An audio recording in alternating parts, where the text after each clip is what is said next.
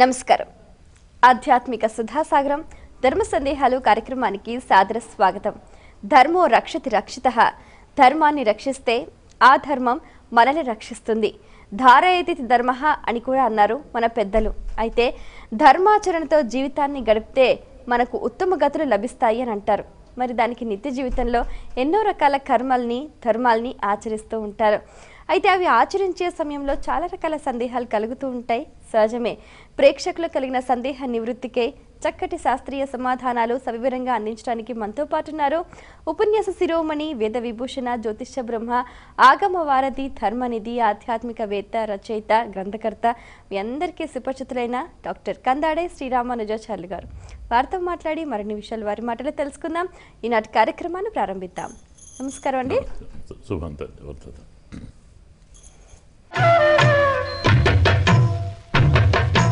మొదటి ఉత్తరం చూద్దామండి. శ్రీకాకుళం నుంచి కృష్ణమూర్తి రాస్తున్నారు. క్షేత్రపాలకులు అంటే ఎవరు? క్షేత్రపాలకులు వేరుగా ఉంటారని చెబుతారు, ఎందుకు? క్షేత్రాన్ని కాపాడేవారు క్షేత్రపాలకులు, గృహాన్ని కాపాడేవారు గృహపాలకులు. ప్రతి ప్రదేశానికి ఒక రక్షకుడు ఉంటాడు. క్షేత్ర అధిపతి అంటారు, క్షేత్రపాలకుడు అంటారు. మనకు అధిష్టాన దేవత అంట. ఒక్కొక్క ప్రాంతానికి ఒక్కొక్క అధిష్టాన దేవత. అలాగే 12 రాసులు ఉన్నాయి, వారికి దేవత ఉన్నది. నక్షత్రాలు ఉన్నాయి, వారికి ఉంటారు. గ్రహానికి కూడా ఉంటారు. సూర్యగ్రహం అంటే ఏం చెప్తాం మనం మంత్రంలో? అధిదేవత ప్రత్యేకత సహిత సూర్యగ్రహం ఆవాహయామి అంటాం. ఒక్కరిని ఆరాధించాం, దానికి అధిదేవత, మరి దానికి ఒక ప్రత్యేక దేవత. నక్షత్రాలకు అంతే. ఏ ప్రాంతాన్ని పరిపాలించేవారు ఆ ప్రాంతానికి క్షేత్రపాలకులు అంటారు. వారి పని రక్షణ. ఇదేమిటి? వారు మార్చుకుంటారు. మనకు ధర్మశాస్త్రం ప్రకారం శివక్షేత్రాలకు విష్ణువు క్షేత్రపాలకుడు, విష్ణు క్షేత్రాలకు శివుడు క్షేత్రపాలకుడు ఉంటారు. బదరి మనకుంది, ఘంటాకర్ణుడు అని చెప్తాం వాస్తవంగా. ఇంకో పేరు కూడా ఉంది. అలాగే కాశీ ఉంది. కాశీకి క్షేత్రపాలకుడు ఎవరు? పురుషోత్తముడు. పురుషోత్తమ ఘాట్ ఒకటి ఉంది అక్కడ, ప్రసిద్ధిగా చెప్పుకునేది. అక్కడ ఆయన క్షేత్రపాలకుడు. ఇలా ఒక్కొక్క ప్రాంతానికి ఒక్కొక్క అధిదేవత ఉంటారు. మనకదే రామేశ్వరం ఉంది. రామేశ్వరానికి క్షేత్రపాలకుడు సాక్షాత్తు వామనుడు. ఈశాన్య మూల వామనుని ఆలయం ఉంది. చాలామందికి తెలియదు ఆ రహస్యం. ఒక్కొక్క ప్రాంతాన్ని ఒక్కొక్కరికి వారు ఉండి, మీరు ఉండండి, మేము దీన్ని పరిపాలిస్తాం, కాపాడుకుంటాం. అలాంటి వారిని క్షేత్రపాలకుడు అంటారు. ఆ ప్రదేశాన్ని బట్టి మనం చేస్తాం. కాశీ ఉంది, సా కాశీతి చెప్తారు మనకు శాస్త్రకాంలో. మరి శంకరుడు దానికి అవిముక్త క్షేత్రం అని పేరు. ప్రళయకాలంలో కూడా పోదు అని. కాశీ మరణాలు ముక్తి అని శాస్త్రం కూడా ఉంది. ఎలా ముక్తి వస్తుంది కాశీ మరణం అయితే? కాశీలో ఏ ప్రాణి మరణించినా కుడి చెవి పైకి పెట్టి మరణిస్తుంది. అది ఏ ప్రాణి, మనిషే కాదు, ఓ పిట్ట కానీ, ఓ పక్షి కానీ, ఓ పశువు కానీ, ఏదైనా సరే. సాక్షాత్ శంకరుడు వచ్చి ఆ చెవిలో ఏం చేస్తాడు? రామతారకం. ఉదయం ఏం చేస్తాడు? రామతారకం కుడి చెవిలో చెప్తాడు. వాడికి మోక్షం వస్తుంది. దాన్ని మనం అవిముక్త అధికరణ. ఇలా ప్రతి క్షేత్రానికి క్షేత్రపాలకుడు, అలాగే ఉపక్షేత్రపాలకుడు, అలాగే ద్వారపాలకులు ఉంటారు. ఇప్పుడు జయ విజయులు అంటాం, శృంగి భృంగి అంటాం, ఇలా చెప్పుకుంటాం. కాబట్టి ఆలయమైతే ద్వారపాలకులు, అది పుణ్యక్షేత్రమైతే క్షేత్రపాలకులు, తీర్థమైతే తీర్థపాలకులు. ఆ ప్రాంతాన్ని రక్షించే బాధ్యత అప్పగిస్తారన్నమాట. ఇదంతా పరమాత్మ యొక్క లీలలోని భాగం. అన్నీ ఆయనే కదా. ఆయన కాందేమిటి? ఆ పేరుతో ఉండి కాపాడుతాడు, ఈ పేరుతో ఉండి కాపాడబడ్డట్టుగా ఉంటాడు. ఆయన కాపాడటం ఏంటి? ఆయనకు ద్వారపాలకులు ఎందుకు? ఇదంతా రాజలాంఛనాలు మన కోసం. మనకు ఆ తత్వాన్ని ధర్మాన్ని బోధించడానికి ఇలా చెప్తారు. ఇవల్ల అందుకే మనం క్షేత్రపాలకం ఆవాహయామి మొదలు ఆయన్నే పూజ చేస్తాం. గుడికి వెళ్ళగానే మొదలు ధ్వజస్తంభానికి, తరువాత ద్వారపాలకులు కదా, తరువాత ఉంటే భక్తులు, అదే సంప్రదాయంలో ఆళ్వార్లు అంటాం, ఇంకోటి సంప్రదాయంలో నాయనార్లు అంటాం, ఎలాగైతే తర్వాత అమ్మవారు, తర్వాత స్వామి. ఇది సేవించే విధానం. ఇలా వెళ్ళాలి, దర్శనం చేసుకోవాలి, స్వామిని సేవించాలి, తరించాలి. ఈ పద్ధతిని సక్రమంగా పాటించడానికి కావాల్సిన నియమాలన్నీ క్షేత్రపాలకుడు దగ్గరుండి చూస్తుంటాడు. మనం తప్పు చేస్తే శిక్ష ఆయన ఇస్తాడు, స్వామి మాట్లాడాడు. ఆయనకేం పని, నువ్వు చూసుకోమన్నాడు. ఇది వారి యొక్క పని. అందుకే మొదలు వారికి నమస్కారం చేసి స్వామి క్షమించు, తెలియక తప్పు చేస్తే మన్నించు అని స్వామిని ప్రార్థించి ముందరికి వెళతాం. మరో ఉత్తరం చూద్దామండి. శ్రీకాకుళం నుంచి వంశీకృష్ణ రాస్తున్నారు. భాగవతోత్తములు అంటే ఎవరు, చిరంజీవులు అంటే ఎవరు తెలియచేయగలరు అంటూ రాస్తున్నారు. భగవంతునికి సంబంధించిన వాళ్ళు భాగవతులు అంటారు. వారిలో ఉత్తములు భాగవతోత్తములు. భక్తులను ఏమంటాం? భాగవతులు అంటాం. అంటే భగవంతుని యొక్క సంబంధం ఉన్నవాడు, నిరంతరం భగవంతుడు తప్ప మరోవైపు వెళ్ళని వాళ్ళు. అలాంటి భక్తులలో కొందరు ఉత్తమ భక్తులు ఉంటారు, వాళ్ళని భాగవతోత్తములు అంటాం. ప్రహ్లాద, నారద, పరాశర, పుండరీక, వ్యాస, అంబరీష, సుక, శౌనక, భీష్మ, దాల్భ్య, రుక్మాంగద, అర్జున, బలి, విభీషణ, పుణ్యానిమాన్ పరమ భాగవతాన్ స్మరామి. లోకంలోనే ఉంది. వీళ్ళంతా పరమ భాగవతులు అంటే భాగవతోత్తములు. అంటే ఏమిటి? నిరంతరం భగవంతుని నామస్మరణం, భగవంతుని గుణకీర్తనం, భగవంతుని దర్శనం, భగవంతుని ధ్యానం. దీనికి తప్ప మరి దేనికి ప్రాధాన్యం ఇవ్వని వాళ్ళను భాగవతులు అంటారు. అందులోనే మునిగి తేరే వారిని భాగవతోత్తములు అంటారు. ప్రతి వారిలోనూ భగవంతుడు ఉన్నాడు. ఎదుటి వారిలో భగవంతుణ్ణి మాత్రమే చూడగలిగాలి. శత్రువు మిత్రుడు ఎక్కడుంటారు? శత్రువు ఉంటారే, అంతలా భగవంతుడే ఉంటే. ఎలాగైతే భగవంతుడు నీలో ఉన్నాడో నాలోనూ ఆయనే ఉన్నాడు, అక్కడ వ్యక్తిలో ఆయనే ఉంటాడు, అంతా భగవంతునిమయం అనే భావన హృదయం నిండినవాడు భాగవతోత్తముడు. అలాంటి వారిని మనం స్మరిస్తే మన పాపాలు పోతాయి. భగవంతునికి తన భక్తుల కంటే భక్తుల భక్తులే ప్రేమ ఎక్కువ. అందుకే మనం ఆయన్ను కాకుండా భక్తులను ధ్యానం చేయండి, చాలా తొందరగా సంతోషిస్తారు. తల్లి కూడా అంతే కదా. తల్లికి చీరేయబట్టం కంటే పిల్లవాడికి బిస్కెట్ ఇస్తే తల్లికి ప్రేమ ఎక్కువ. అవునా కదా? మా వాడిని బాగా చూశాడు, నిన్ను చూస్తే లెక్క లేదు, వాడికి బిస్కెట్ ఇయ్యాలి. ఇదే భగవంతుడి సంగతి. ఇలాంటి భాగవతత్వముల నామం తలుచుకున్నా చాలు, వారి పేరు వారి గుణం తలుచుకున్నా మనకు పరమాత్మ దయ కలుగుతుంది అనేది. ఉత్తరం చూద్దామండి. హైదరాబాద్ నుంచి జగన్మోహన్ రావు రాస్తున్నారు. యుగాలు 4 అయితే అవతారాలు 10 ఎలాగా వివరించండి అంటూ రాస్తున్నారు. సంవత్సరానికి ఎన్ని రోజులు? 360 రోజులు కదా. వారానికి ఎన్ని రోజులు? 7 రోజులు కదా. నెలకి ఎన్ని రోజులు? 30 రోజులు కదా. నెలకు 30 రోజులు అయితే సంవత్సరానికి 360 ఎట్లయితాయి అందామా? అడగొచ్చా? వారానికి 7 రోజులు అయితే 360 రోజులు ఎట్లయితే సంవత్సరానికి అడుగుదామా? మరి మొత్తం సంవత్సరం 60 అయితే మానవుని ఆయుష్ 100 ఎట్లయ్యాయి అడుగుదాం. తిరగవావి రిపీట్ కదా. ఆదివారం, సోమవారం, మంగళవారం, బుధవారం, గురువారం, శుక్రవారం, శనివారం అయిపోయింది. తర్వాత స్టాపా? ఏం చేస్తాం? మళ్ళీ ఆదివారం.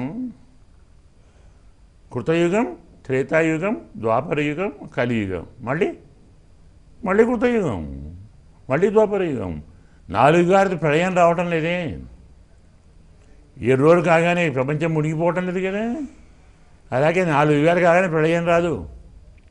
4 యుగాలు 1000 సార్లు తిరిగితే ఒక పూట బ్రహ్మకు. అబ్బా. బ్రహ్మకు 100 ఏళ్ల ఆయుష్యం. బ్రహ్మకు ఒక పూటలో 14 మంది మనువులు పరిపాలిస్తారు ప్రపంచాన్ని.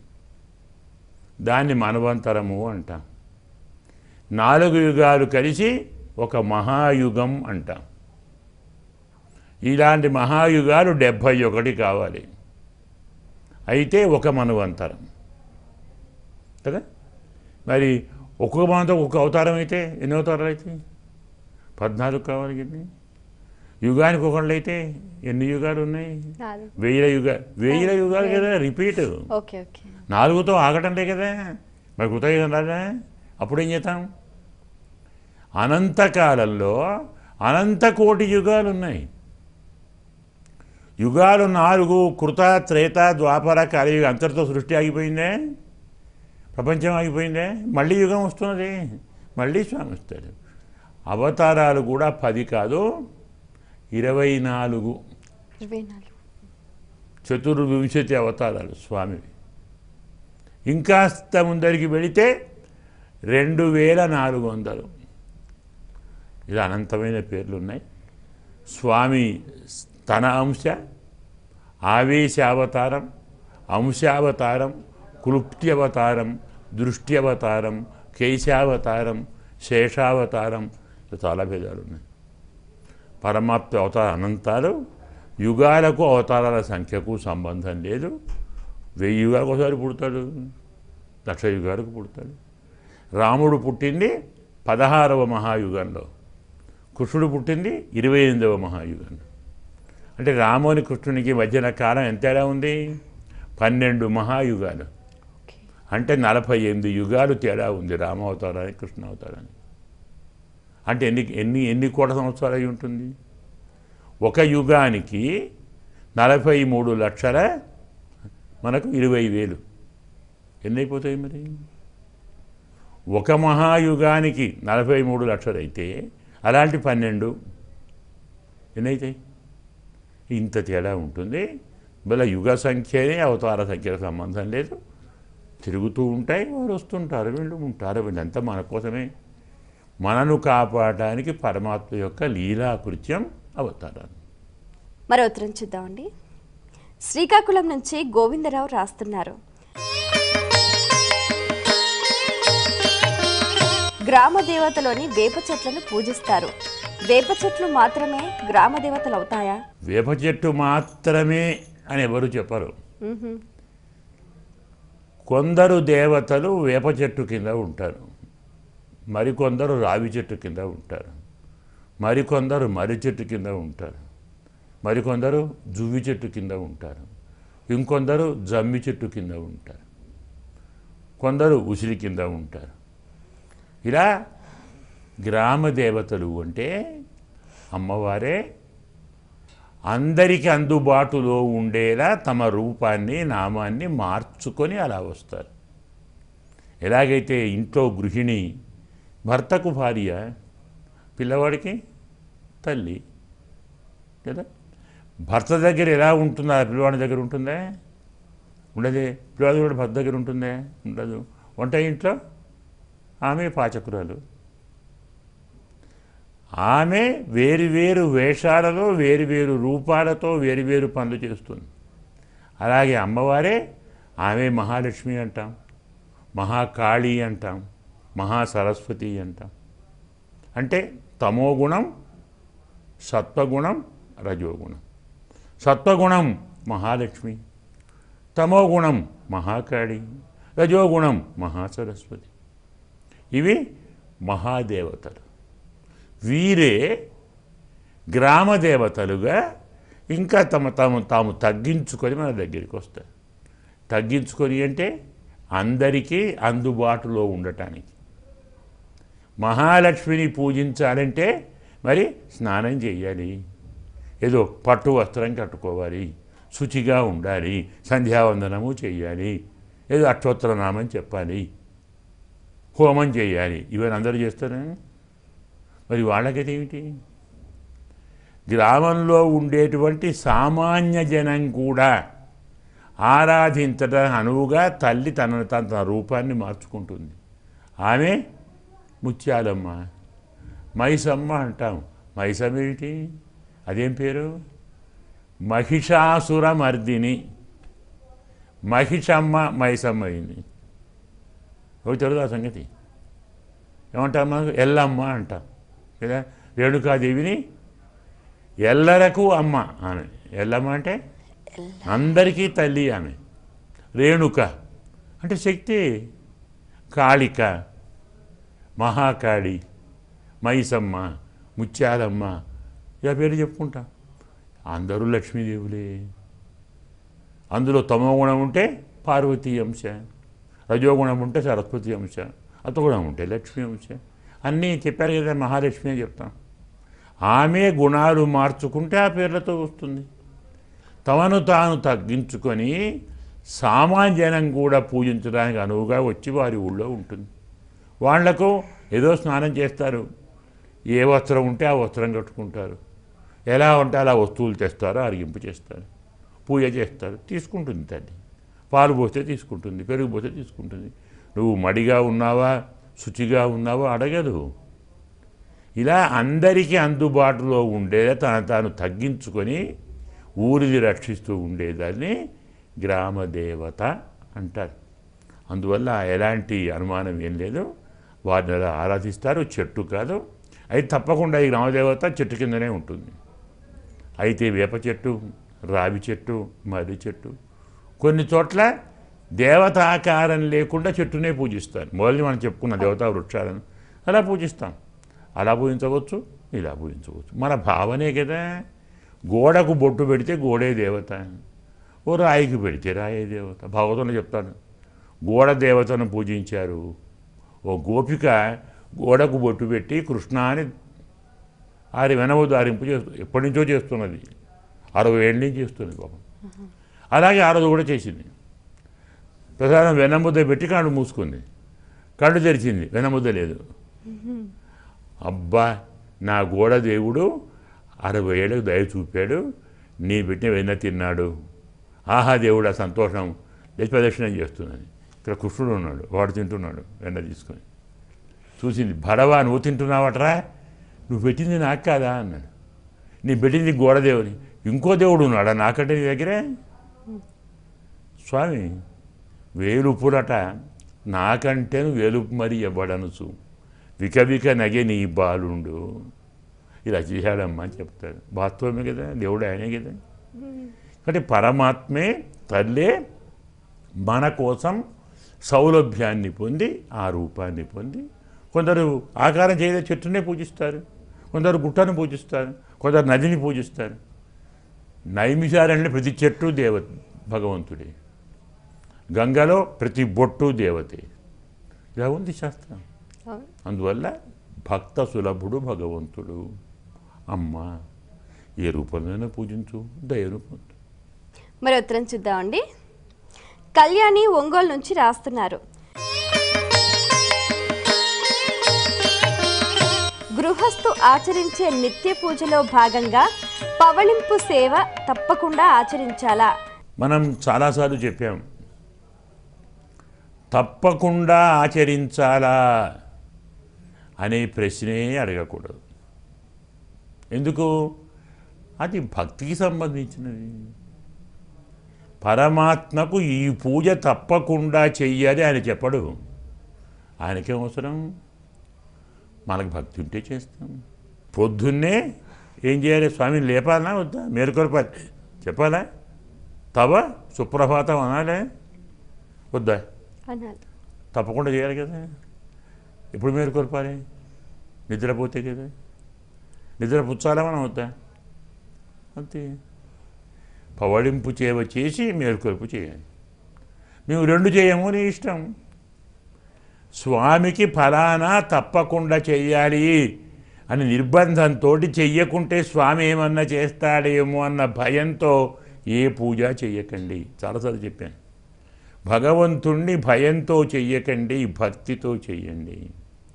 ప్రేమతో చేయండి. నా స్వామి, నా బాబు, నా పాప, మా దైవం. చేతిలో పెట్టుకుంటాను, ఒళ్ళో పెట్టుకుంటాను, అభిషేకం చేస్తాను, ఒళ్ళంతా తుడుస్తాను, మంచిగా తోముతాను, కొత్త బట్టలు కడతాను, అలంకారం చేసుకుంటాను. మన పాపకు మనం చేయమా? అలా అలంకారం చేయి. స్వామికి రోజు స్నానం తప్పకుండా పోయాలా అండి? కొందరు అడుగుతారు, అభిషేకం రోజు చేయాలా అండి? నువ్వు చేస్తావా? రోజు చేయవా స్నానం? చేయాలి కదా. మరి ఆయనకే వద్దా? ఆయనకు వద్దా? మన పిల్లవాడే, మన స్వామి. నివేదన చెయ్యి, స్నానం చేయించు, వస్త్రాలు కట్టించు, అలంకారం చేయించు, చక్కని కమ్మరి పిండి వంటలు చేసి పెట్టు స్వామికి. హాయిగా రాత్రిపూట నిద్రపోవచ్చు, పొద్దున మేలుకొలుపు. నీకెంత భక్తి ఉంటే అంత చెయ్యి. భక్తి లేదు, భక్తి ఉన్న చేత కాదు, ఓపిక లేదు, స్వామి క్షమించుని పలుకు. చెయ్యకుంటే శిక్షించడు, చేస్తే కొత్తగా నీకేమి ప్రమోషన్ ఏమి ఇవ్వడు. ఎందుకు చేయాలి? నీ పని నువ్వు చేస్తున్నావు. న్యాయంగా చెయ్యకుంటే శిక్షించాలి కదా. దయామయుడు కాబట్టి నా స్వామి అనుకొని సక్రమంగా చెయ్యండి. చెయ్యలేరు, ఓ నమస్కారం పెట్టండి. దీపం పెడతారు కదా రాత్రిపూట, సాయంకాలం స్నానం చేసి దీపం పెడతారు లేదా? దీపం పెట్టండి, ఆరింపు చేయండి, ఓ పండు ఫలము, ఇన్ని పాలు చేయండి, పౌడింపు సేవ అయిపోతుంది. ఏముంది అక్కడ? పెద్ద కష్టం కూడా కాదు. కానీ మీ శక్తి, మీ భక్తి, మీ రక్తి, మీ శ్రద్ధ, ఇదే ఆరాధన. అది మీ ఇష్టం. స్వామి చేసినా చేయకున్నా మిమ్మల్ని ఏం పట్టించుకోడు, బాధించడు. స్వామి రక్షించేవాడు, బాధించేవాడు కాదు. అది గుర్తుంచుకొని ప్రేమగా చెయ్యండి, ఆనందాన్ని పొందండి. చాలా సంతోషం అండి. మీ అమూల్యమైన సమయాన్ని కేటాయించి మా ప్రేక్షకుల ధర్మ సందేహాలకు శాస్త్రీయ సమాధానాలు అందించినందుకు ధన్యవాదాలు. శుభం భూయాత్. వీక్షించారు కదండి, ఇది ఇవాల్టి మన ధర్మ సందేహాలు కార్యక్రమం. మీకు కూడా ఏవైనా ఆధ్యాత్మిక ధర్మ సందేహాలు కలిగితే మా ఈ కార్యక్రమానికి మీ సందేహాల్ని క్లుప్తంగా, సూటిగా, స్పష్టంగా పోస్ట్ కార్డుపై లేదా ఈమెయిల్ ద్వారా రాసి పంపించండి. మా చిరునామా ధర్మ సందేహాలు, కేర్ ఆఫ్ భక్తి TV, road number 92, Jubilee hills, Hyderabad 5,96,000. మా ఈమెయిల్ ఐడి bhaktihyd@gmail.com. మరో కార్యక్రమంలో మళ్ళీ కలుసుకుందాం. అంతవరకు సెలవు. గాయత్రి.